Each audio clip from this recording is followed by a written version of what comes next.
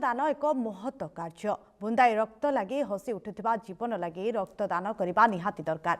ए परिप्रेक्षी में सर्वनेत्र फाउंडेशन पक्षर रविवार स्थानीय पटिया सहरांचल गोष्ठी स्वास्थ्य केन्द्र ठारे रक्तदान शिविर अनुष्ठित हो जागी शह शह संख्यार रक्तदाता माने उपस्थित रही 96 यूनिट रक्त प्रदान करते। सहित मुख्य अतिथि भाव भुवनेश्वर सांसद अपराजिता षडंगी और मुख्य वक्ता भाव पूर्वतन विधायक प्रियदर्शी मिश्र सम्मानित अतिथि भाव लक्ष्मीप्रिया परिडा उपस्थित रही रक्तदाता मानकु एभली आगको महत्व कार्य करने लगी प्रोत्साहन देवा सह समस्त को साधुवाद जणाइथिले। ए कार्यक्रम में सर्वनेत्र फाउंडेशन अध्यक्ष तुषार रंजन पंडा परिचालना करथिले एवं अन्यमानक मध्यरे मुख्य परामर्शदाता अनंत नारायण साहू उपस्थित रहिथिले।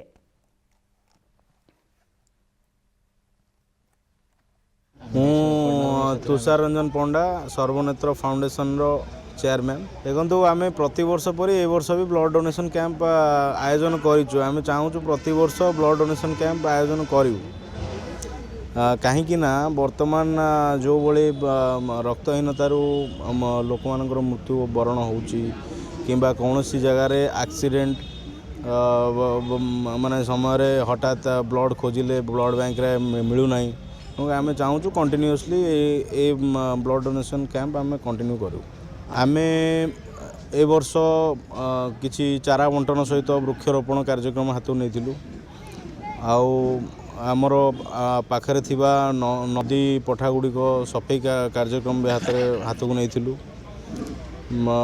आग को आम जो गाई गोरु पशु माने एक्सीडेंट रे इंजर्ड होउचंदी आमर जातीय राजपथरे से आम रेस्क्यू करिकी तांकर चिकित्सा सहित रक्षणाबेक्षण दायित्व नापी आम गौशाला द्वारा चिंता करूँ।